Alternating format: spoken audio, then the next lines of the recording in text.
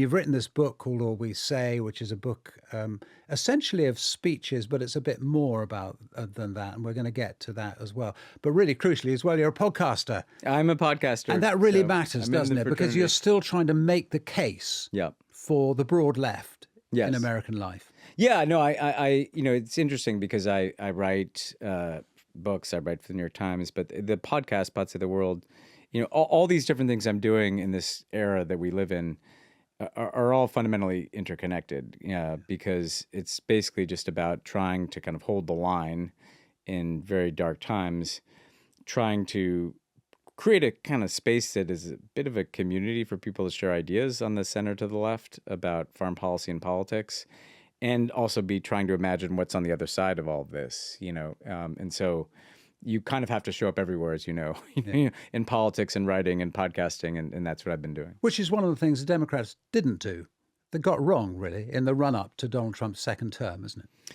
It is. I mean, we have, through the podcast company, I'm Pod Save the World, we have Pod Save America, and we're kind of lonely outpost of progressive media in the United States. The right wing built huge media platforms quite deliberately, in the same way that we saw Viktor Orban do in Hungary, or Putin obviously kind of captured the media. There's a lack of an effort to understand that you need to kind of create these media platforms and create these spaces for different voices, that you kind of can't just count on your capacity to win the argument in legacy media. And also, like, the media we do is also mobilization. Like, we have a dedicated effort to help people connect to and volunteer and contribute to political campaigns. It's trying to create an ecosystem that people who want to do something because of how they feel about what's happening in America, they can plug into it. How do you stop it being, though, safe and dull and plodding and a bit lectury as well? Because that was the criticism, wasn't it, last time round? So people are saying, hey, where's this left-wing equivalent of all these buzzy things happening in the digital space on the right? And what some people said, well, it's really difficult on the left because you've got to be careful about the language you use. Yes. You've got to be careful about all sorts of things. And famously, of course, Kamala Harris wouldn't go on some podcasts. She's worried about it, et cetera. Has that fixed now, do you think? No, I don't think it's fixed. And it's a great question. And I think there's several components to it. I mean, first of all, if you look at the podcasts that are successful on the right, most of them didn't start out as political podcasts, right? Like Joe Rogan was a comedian and a Ultimate Fighting Championship commentator who got political, right? Politics was downstream of culture, to use a phrase. And the other point is that, we were political in what we set up, but the whole idea was to talk about politics like normal people do, to not create a barrier to entry by using a lot of jargon or acronyms, to use humor. I think one of the problems in the Trump decade is people present on the left as angry and kind of grim. And my experience of politics, including with the Obama campaign, is if you have some humor to it, number one, that can help cut a strong man down to size. But it's also inviting. You want to be a part of something that is fun and a bit joyful. And then I think the other problem that Democratic politicians have that is connected to this point about, the origin of politics being downstream from culture is that when they do go on podcasts, they have these debates like, well, now we must go on podcasts, and they go on and they sound like politicians. Yeah. So they go on the podcast with Joe Rogan or whoever it is, and they're using the same talking points that they would use in an interview with CNN. And the whole point is that the way media is evolving is people want to see you authentically. Like, what are you interested in? Like, actually, whatever your views of his politics are, Zohar Mamdani understands this, that if he's going on a sports podcast, he's going to show up to talk about sports. And then he'll get to politics. Like you need to kind of meet people where they are in these kind of new meetings. And you might occasionally screw up.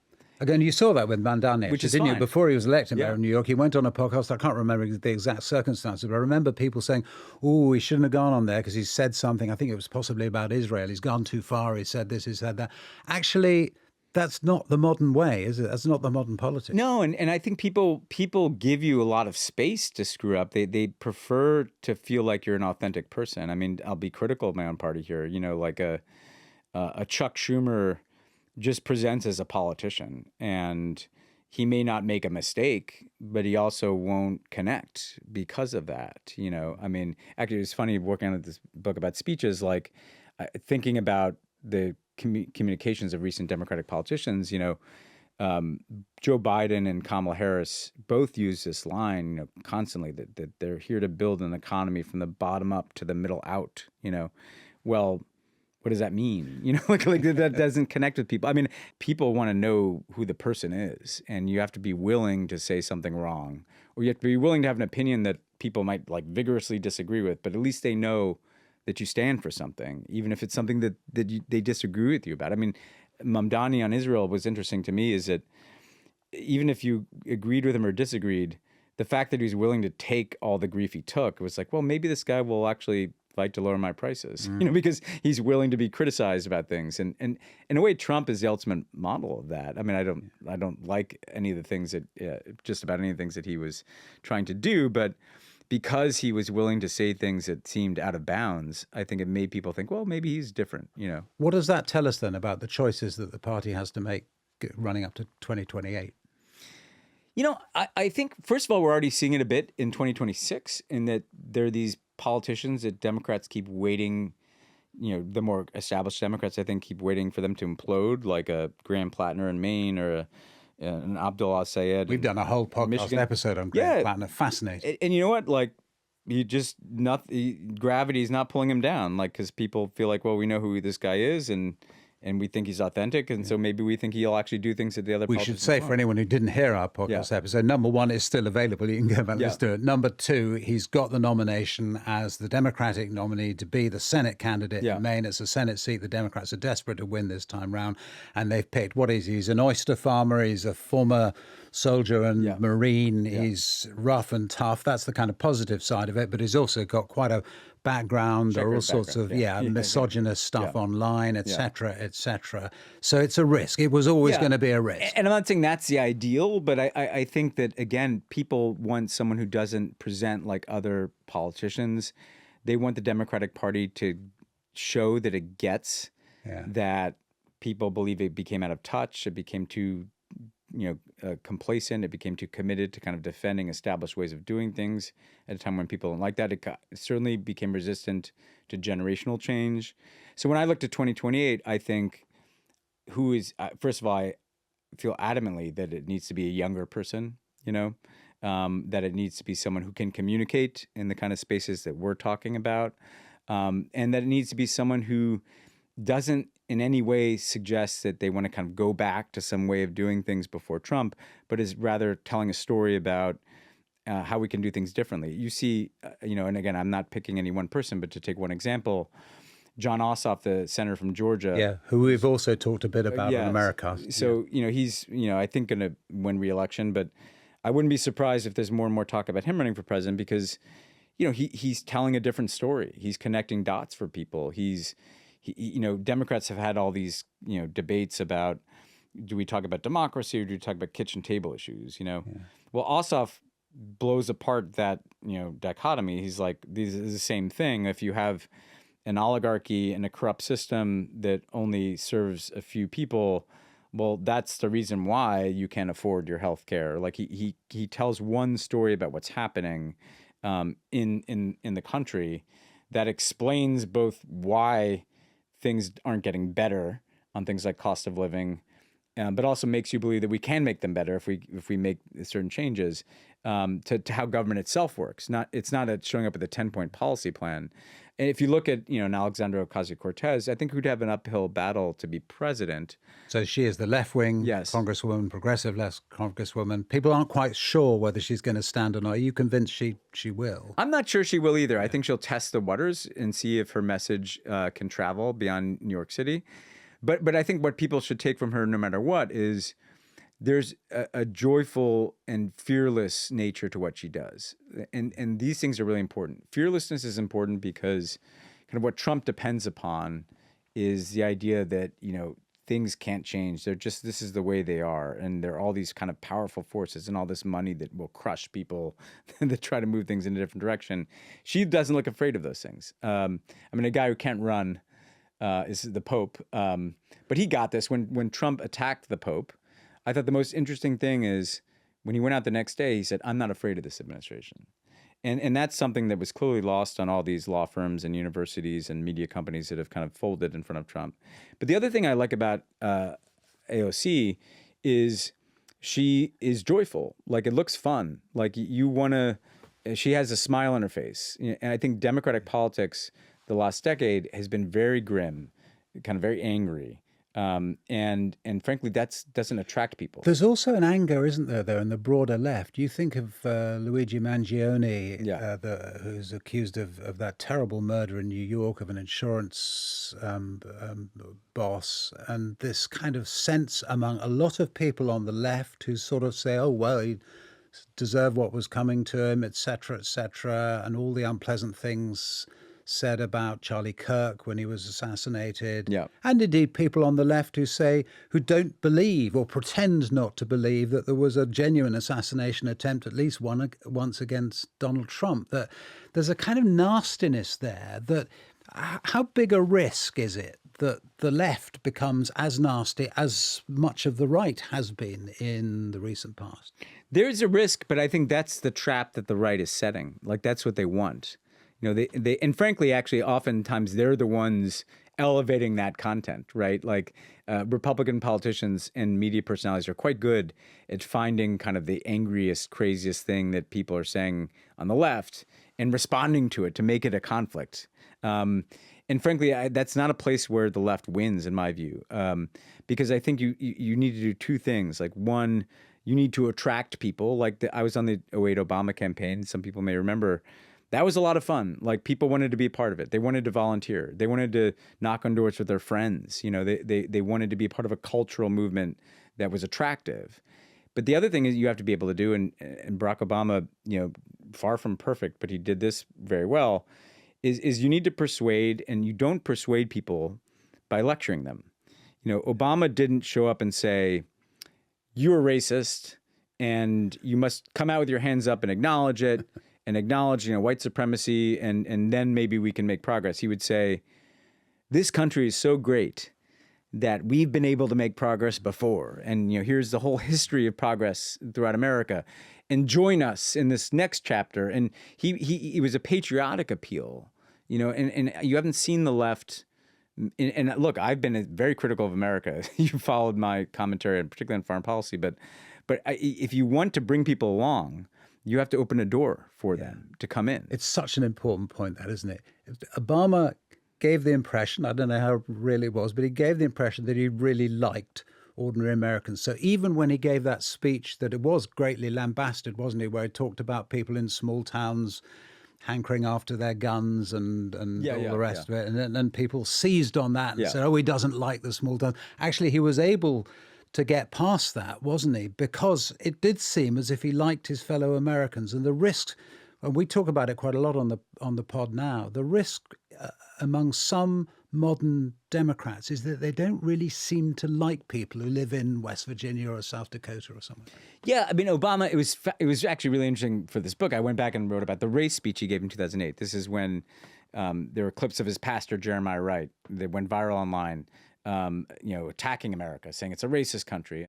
No, not God bless America, God damn America, that's in the Bible for killing innocent people. God damn America for treating us citizens as less than human. And he did a couple things in there that were really interesting to relive now. The first is he defended Reverend Wright by essentially saying, look, he's a complicated guy. He's done some wonderful things and he said some terrible things. As imperfect as he may be, he has been like family to me. He strengthens my faith, officiated my wedding, and baptized my children. Not once in my conversations with him have I heard him talk about any ethnic group in derogatory terms, or treat whites with whom he interacted with anything but courtesy and respect. And he talked about his white grandmother who raised him. Same thing. This woman who loved me, but she said things that make me cringe.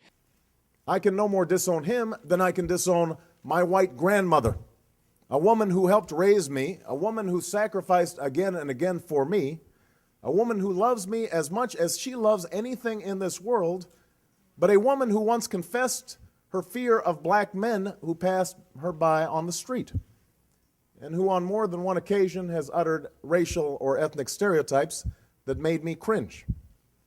But actually, it was a speech against cancel culture before that was even a thing. It was an extraordinary speech. Yeah, I remember seeing it in Philadelphia, I think it was. Philadelphia, wasn't it? Yeah. And just to re-emphasize, so this guy, the Reverend Wright, had really potentially ditched the entire Almost tanked Obama the campaign. campaign. Yeah, You must have yeah. really, I mean, it was a big moment because all this material suddenly came out. Yeah. It was Obama's pastor, God damn America, he said at one stage. That's what we should be saying about the United States. And Obama, well, you tell us, because it's in your book, and we'll get to a bit more about your book in a moment, but this extraordinary moment where Obama made the decision himself, didn't he? Yeah. To make this speech, and as you say, to talk about his own family in a way that was just so relatable. Yeah, and totally related to the point you were just making, because so he makes a decision to give the speech, which really the whole campaign is hanging on, because we were sinking like a stone in the polls. And we prepare a draft, and it comes back, and it's track changes, a few paragraphs in black, and then about 9 pages in red track changes, and then a few paragraphs in black. Like, he stayed up all night writing the speech himself. I don't know why he didn't accept the track changes. I think he wanted to show us, like, look what I did. The red track changes, yes. for anyone who's over a certain age, you can alter a document and you see the changes. So he wrote it all I've himself. never successfully done that myself, but it's good to know that Obama could. Obama, yeah, and the point about the argument he made is first of all, I mentioned what he said about his pastor and his grandmother. He's saying, like, it's actually what's missing in our politics now. Like, look around, none of us is perfect. We all have people in our family we disagree with about things. We don't have to just see the worst in people. We can see what we love in people, and we can see what makes us share an identity in this country. But then he talked about black structural inequality in the United States, but then he talked about the white working class, and he said, these are people who aren't particularly privileged by their race. Most working and middle-class white Americans don't feel that they've been particularly privileged by their race. Their experience is the immigrant experience. As far as they're concerned, no one handed them anything. Their jobs have been shipped overseas. Their concerns about crime are dismissed as racism, which turns them off. They've worked hard all their lives, many times only to see their jobs shipped overseas or their pensions dumped after a lifetime of labor. They are anxious about their futures, and they feel their dreams slipping away. And in an era of stagnant wages and global competition, opportunity comes to be seen as a zero-sum game. And he was able, again, to your point about what the left getting into these traps, to say, like, actually, instead of kind of condemning these people, they're us too. I want to put myself in their shoes and see how things look from their perspective. And I may not even agree with all their views, but we're never going to build a multiracial coalition if we don't take their concerns seriously. And I think because he did have a genuine affection. I mean, you covered that campaign. The reason he could give a speech like that wasn't just because of his family. It was also because he spent a year just traveling around Iowa, which is an all-white state pretty much, just meeting with people in their living rooms and knocking on their doors and enjoying being with them and kind of modeling that, hey, actually, like, we have a shared identity in this country, whether we're black or white. Our concerns are pretty similar. And right now, I think we've been in a period where it has suited Trump to have people only see the things that they hate in one another. Polarization benefits Trump, and obviously social media makes polarization easier. Here's a challenge, though. I read that speech. So that speech is one of the speeches you have in your book. And it is, when you read it again, and particularly the line about his grandmother, who loved him more than anyone, and he loved her, raised him, but would say to him things about how she was frightened of black men and walked on the other side of the street and things like that he says in the speech made me cringe. That's right. But that's all part of us. When I reread it in your book, I thought, I'm not sure there are many Democratic politicians now who could get away with saying these kinds of things, black or white, actually, because we've become, you say it's a speech against cancel culture. Well, kind of the cancel culture's won. There's a lot about Obama reading those speeches where you think, there's an intake of breath. You think, goodness, is he really saying that? I can't imagine a Democrat saying that now, being allowed to. Well, I'd say two things. I mean, the first thing, it's interesting because he said that. This is a woman that he loved as much as anybody in the world who had these fears. When he later says, hey, white working class people, like his grandmother, don't like to hear their concerns about crime be dismissed as racism, he's entered that doorway through a personal place, right? Like I was raised by a white working class woman. I think today, again, I think people are so afraid of making a mistake, or, you have to be willing, actually, I think in this day and age. Obama used to have to say something to us too. You have to show that there are things you're willing to lose over in order to win. I think that you probably have to go through some pretty brutal controversies and show that you're willing to kind of stand by something that you said that may be uncomfortable.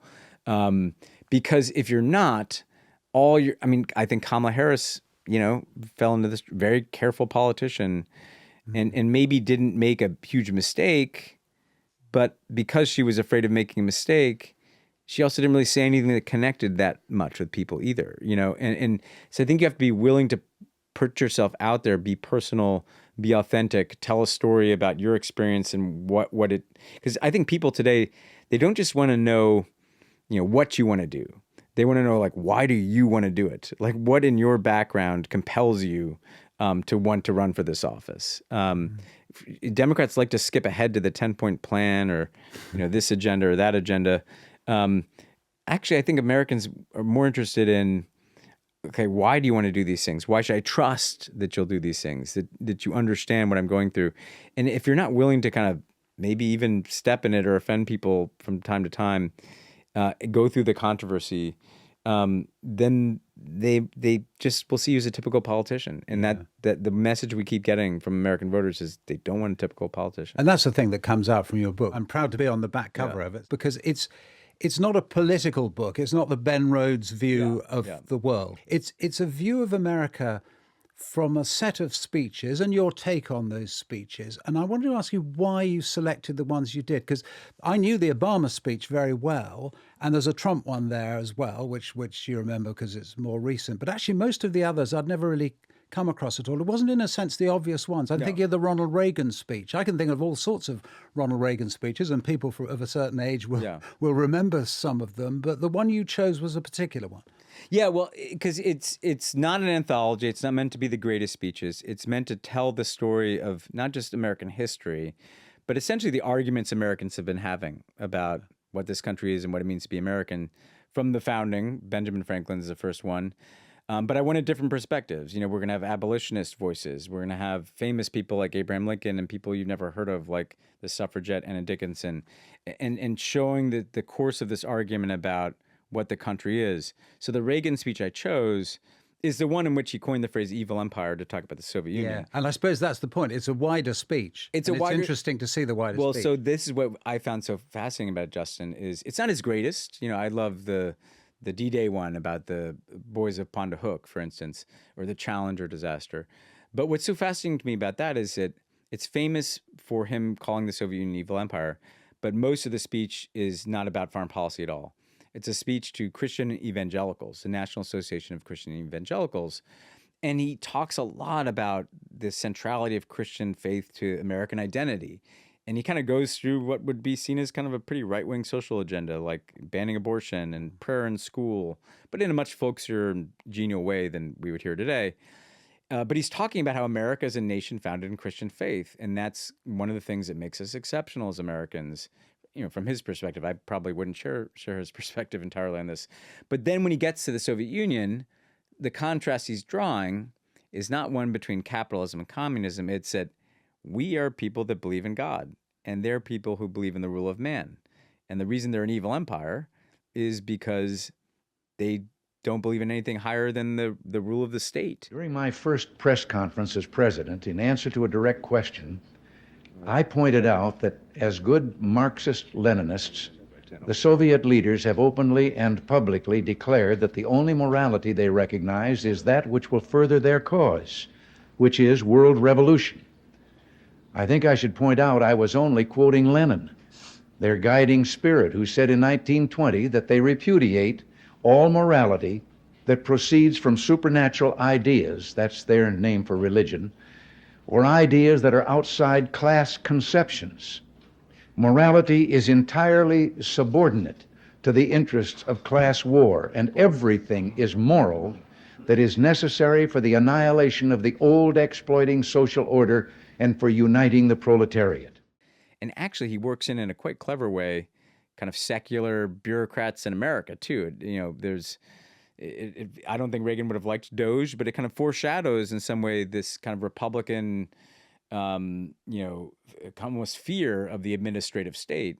And so what you're seeing is a kind of coherent effort by Reagan to use words to build this coalition that puts a tent over Christian evangelicals, small government conservatives who don't trust the state, and national security hawks who don't like the Soviet Union. That's the coalition that dominated American politics for most of my life. Yeah. Talking about Reagan raises something that I've seen raised. I'm not quite sure the extent to which I think this may or may not be true, but it's a fascinating idea that one of the reasons why American politics, and in a sense society, has broken down to the extent that it has in recent years is that post-Cold War, there wasn't anything outside America to fight against. Do you run along with this thesis? Do you think it's true? 100%. Yeah. And explain what the thesis is then, because I haven't explained it very well. I will completely, because, and I felt this very strongly in doing the Reagan speech, because Reagan constructs this coalition that is very focused on the outward enemy of the Soviet Union, right? And that can, again, unite the small government people who hate communism, the Christian evangelicals who want a God-based political system, and then these hawks who hate the Soviet Union. Well, once the external enemy is gone, all this kind of energy that has been built up kind of turns inward. Suddenly the enemy is kind of within. If you remember the Clinton years, like there's a kind of relentless, and vicious political combat about like pretty small things. And I think part of it was like the redirection of that energy. One of the characters in my book, even though I didn't do a full speech by him, is Pat Buchanan. Yeah. And so Pat Buchanan comes along in 1992, right after the end of the Cold War. And we should explain why he comes along. So he's in the Republican Party. The Republican Party is the great sort of country club place, and suddenly Pat Buchanan is saying what to them? So Pat Buchanan, who's been a political operative and a political commentator, comes along and he challenges George H.W. Bush in 1992 for the presidential nomination. And his basic argument is, we beat the Soviet Union, but this globalization that we've created, in part, it's our Cold War strategy, has essentially hurt the white working class. So today we call for a new patriotism, where Americans begin to put the needs of Americans first. For a new nationalism, where in every negotiation, be it arms control or trade, the American side seeks advantage and victory for the United States. And the people of this country need to recapture our capital city of Washington from lobbyists and registered agents of foreign powers who are hired to look out for everybody and everything except the national interest of the United States. So here's Pat Buchanan's platform. America first, literally, that was a slogan for his campaign. Isolationism, like we shouldn't bear all these burdens abroad. We should cancel these free trade agreements that are emptying out, hollowing out working class communities in this country. We should build a wall on the southern border to keep immigrants out. We need to fight culture wars in this country to kind of restore Christianity as like the foundation of American society. This is all Trump, almost 20 years before Trump. And he's only able to do that because the Soviet enemy is gone. The thing that kind of held together these disparate groups is gone. And Buchanan's saying, no, this should be the core of the Republican Party. Now, the other thing I think that happened, Justin, is there was a kind of guardrails on who could become president during the Cold War. Because, the whole idea was if anybody screws up, there could be a nuclear war that ends, life on Earth, essentially. And so you kind of saw a pretty, narrow band. American foreign policy could not swing too far in one direction. And I actually don't think a Trump is possible in the Cold War. So it's both the idea that the political combat turns inward, and I'm sure to some extent on the left, but I think more from the right. But also the idea that, well, we can play with that net a little bit more in our politics. Yeah. I have speeches by FDR and I go through the Kennedy years in this, FDR to John F. Kennedy to Ronald Reagan. Yes, there are swings, but they're telling the same story at core. Like Reagan's is more conservative and more Christian. Kennedy's is more progressive and open to social change and about the future. FDR's, I think, is the origin of the American superpower. I do the 4 freedoms speech. Like that's what it's all about. These 4 freedoms we believe in becomes written into the Atlantic Charter with Winston Churchill. That we kind of had an agreed upon story. And I think after the Cold War, we have not agreed on what the story, America needs a story, right? I mean, you guys have, Britain is anchored in a much deeper identity, it goes back, well over 1,000 years. It's rooted in, there's a clear religious and ethnic origin point. There's all this history. Well, America, because we're not a fixed identity, right? We were 13 states, now we're 50, and we were, one particular kind of people at the beginning. Well, now look at America today. It looks nothing like it did at the beginning. We have no official religion. The story is kind of what holds the identity together. And I think in the Cold War, we had a very clear common story. And part of the reason we're so disoriented is that since the end of the Cold War, I don't think we've had one. It would be remiss of me not to ask you a bit about bang up-to-date things. Yeah. Given your role in the Obama administration, you dealt a lot with Iran. Is there the remotest chance, do you think, that at the end of this, that there is a better agreement done by Trump with Iran than the one that Obama eventually did? I don't think so. First of all, just because whatever agreement is reached, I don't think was worth the cost of this war already in terms of life, billions of dollars, tens and tens of billions of dollars, shortages around the world, including here. But then second, the agreement that they're negotiating right now, it lacks. It's not just a substance, because the substance of the agreement, if they get to one, which is a question, because in their memorandum of understanding, the nuclear issues are punted forward. So Iran is going to get billions and billions of dollars up front just to open the Strait of Hormuz, which is a new development.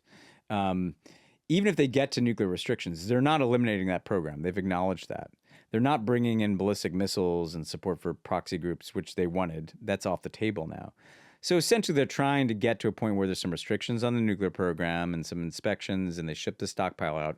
Those are all the things that were in our deal. But what they're lacking is the kind of force of international support and law. Our deal was with the permanent 5 members of the Security Council: the United Kingdom, France, Russia, China, and Germany and the EU in on the deal too. The International Atomic Agency doing all these intrusive inspections. This is like Jared Kushner and Steve Witkoff in Pakistan with the Qataris and a few other countries, like making up texts as they go. I don't trust the durability of anything that comes out of this. The Iranians have seen America pull out of a deal. I don't think that they believe that they're signing up to anything that is, we had a UN Security Council set of resolutions behind this deal. Trump is so obliterated, Americans don't like multilateralism until they need it. You need it to kind of codify and build support for these things. But I think, Justin, the most likely outcome, too, is that they never get to a nuclear deal. That frankly, they won't end the war. The Iranians need money, so they're going to get a bunch of money from the sanctions relief that's on the front end. They're allowed to sell oil and get access to their profits from that sale on the front end without making any nuclear concessions. The Iranians also know that they can probably toll the Strait of Hormuz in some way, some insurance rate that they're going to charge certain countries. So they're getting money, and America just wants that strait open. They feel burned. I think Trump realizes this is a mistake. If I'm Iran, why am I making a bunch of nuclear concessions in 60 days? I hope they do. But even if they do, I think That's kind of status quo ante for 2 years. Does it tell a wider story, though, as well, just finally, about, I was going to say about American power, but actually maybe about the power of any large country and previously militarily significant country? You think of Russia and Ukraine, you think of China when it looks at Taiwan now, and you think of what's been going on in the Middle East. The kind of technicalities of warfare have changed so much that exerting power for any future American president is going to be a really difficult thing to do. I think that that's a really important point, and there are two components of that I think are worth pulling out. Like, one is just on the military aspect alone. Like, we had aircraft carrier strike groups in the region. We had all of this military hardware, the most brought to bear to the Middle East since the invasion of Iraq. And they shut down in the Strait of Hormuz with speedboats, mines, and Shahzad drones. Shahzad drones mattered more than aircraft carriers to the outcome of the war. Full stop. Something that you can make for tens of thousands of dollars in a, kind of a garage, right? And so the idea that we can project power because we have these massive systems, well, we just, I think, lost a war to people firing Shahzad drones and some ballistic missiles and recognizing that they could weaponize the global economy through the Strait. I think the second thing that Trump has massively underappreciated, obviously, is that America's power in the world. I mean, you're always, when you're a hegemon, you're always a bit like the Wizard of Oz, you know? You're behind the curtain and making people feel like you're much more powerful than you are. The actual power came from the alignment with a whole set of countries and institutions that we built. And so it wasn't our, because actually, if you look at the record of our wars, we tend not to win them, right? Iraq, Afghanistan, Libya, which I was there for, freely acknowledged. Let's put that one on the list. Back to Vietnam. Our actual strength has been that we had this block of countries that was largely aligned with us in Europe and Asia and often in other parts of the world, that we had these institutions that we set up that we could channel our power through. Well, Trump is, not only disrupted, and he's dismantling all of that, threatening to invade Greenland undermined his ability to project power on Iran, because who's going to want to go along with you to open up the Strait of Hormuz when you're like threatening to invade a European sovereign territory? And so, I mean, I don't think we can rebuild that. I think we have to build something new. But I think the lesson is just tariffing people and bombing people. Maybe you'll get some very short-term benefit, but the long-term cost is that this entire system that allowed America to be the Wizard of Oz. And frankly, it's going to put at risk even things like the dollar as a reserve currency, because people are like, why are these crazy people in charge of everything, So given that, how optimistic are you? I mean, it's, in a sense, it's a trite question, but it's a question that is raised by the book, because it's a book of an incredible achievement, really, isn't it? And it's a story, as you say, America needs a story, and it is a story, and it's a story that people admire and respect around the world. Has the story ended? No, and that's what gives me hope. I mean, I'm pretty dark about the present. That's one of the reasons I went in the past, and I think we're in for a pretty bumpy ride the next 2.5 years with Trump. I think we're not at the end of his efforts to assert himself at home and abroad. But when you go back into the past, I mean, Churchill's famous quote about America doing the right thing after it's done everything else, I'm paraphrasing. It's kind of true in our history. If you look at the arc of American history, we go through some very disruptive times. And in part because of our ability to kind of tell a different story. Like, we have to refresh what this whole project is about. We tend to come out of those darker times in a better and more interesting place. I mean, I think it's relevant to Brits too. Like, you've been kind of casting about for a national identity since Brexit, right? And you can get trapped in the present. Like, this is crazy. We're never going to get out of this. Like, what happened?